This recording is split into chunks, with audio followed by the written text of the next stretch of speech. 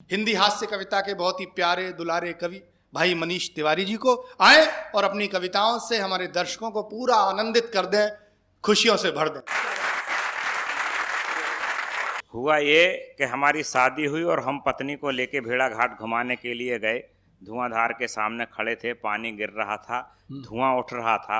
उस सारे वातावरण को आत्मसात करते हुए एक शुद्ध पारिवारिक हास्य व्यंग्य की रचना का जन्म हुआ, आप तक पहुंचाता हूं। मैं अपनी नई नवेली पत्नी को भेड़ा घाट ले जाकर धुआंधार दिखला रहा था, उस पर अपना असीम प्यार बरसा रहा था।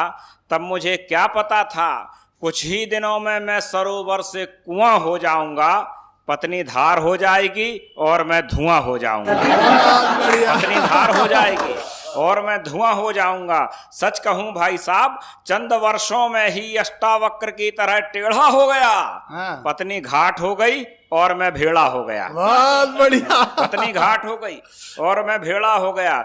इधर मैं हूं, मेरा जीवन नर्मदा की ऊंचाई से पछाड़ खा रहा है, उधर पत्नी की काया में दिन ब दिन निखार आ रहा है।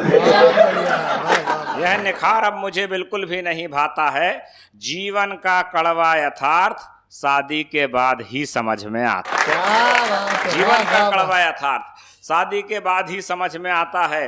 इन परिस्थितियों से होकर परेशान हमने किया मां नर्मदा का स्तुति गान। और पंक्तियां सुनिएगा दोस्तों।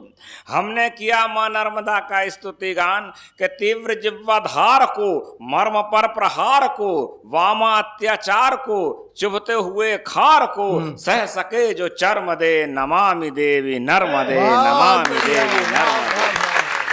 मेरी प्रार्थना के स्वर ने असर दिखलाया और एक अनुभवी बुजुर्ग ने मुझे सांत्वना देते हुए समझाया कि बेटा, तुम एक घाट के पानी में डूब और उतरा रहे हो, तैरने की कोशिश में घबरा रहे हो।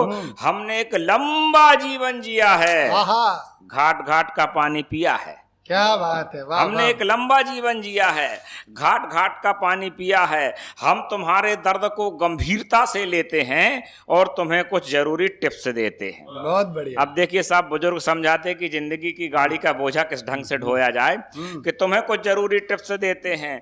पति देवो भव के अतीत को भूल जाओ, हमेशा जियो आज में।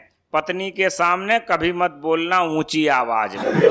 जो करे सेवा सो खाए मेवा का सिद्धांत अपनाओ और पत्नी के सामने पूर्ण रूप से शरणागत हो जाओ। क्या बात है, वाह। वैसे एक और तरीका है जो हमने अपने पिताजी से सीखा है। हमारे खानदान में जितनी बहुएं हैं सब गूंगी हैं और जितने दामाद हैं सब बहरे हैं। बहुत बढ़िया। इसीलिए हमारे घर में सुख शांति के पहरे हैं। इसीलिए हमारे घर में सुख शांति के पहरे हैं। अरे सुखद दाम्पत्य जीवन की ये मजबूरी है, पति पत्नी में एक का गूंगा और दूसरे का बहरा होना बहुत जरूरी है। वैसे गूंगा होना अभिशाप नहीं, वरदान है। जी हाँ साहेब, यह हिंदुस्तान है। कदम कदम पर बेईमानी भ्रष्टाचार है, आम आदमी से होता अत्याचार है। हर आदमी चुपचाप जुल्म सहने का आदी है। समझ में नहीं आता यह परतंत्रता है कि आजादी। बहुत बढ़िया मनीष। हर आदमी चुपचाप जुल्म सहने का आदी है। समझ में नहीं आता परतंत्रता है कि आजादी है। चोर चक्के सड़कों पर खुलेआम घूम रहे हैं, सबके सब चुप हैं, मौन हैं। आखिर इसका उत्तरदायी कौन है? और अंतिम पंक्तियां पहुंचाता हूं दोस्तों। आखिर इसका उत्तरदायी कौन है? इस प्रश्न पर चारों ओर सन्नाटा है, किसी का भी खून खौलता नहीं है।